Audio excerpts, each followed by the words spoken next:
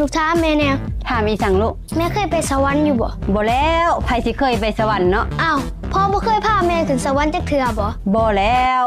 ขี้ลายเนาะมาเช้าจันทร์ค้างเฮือนพ่อยังพาไปเด้หั่น อ้าวลูกเว้าดีๆเดี๋ยวมันเป็นจังได๋ มื้อนั้นตอนแม่บ่อยู่เช้าจันทร์ค้างเฮือนเฮาหันมาหาพ่อ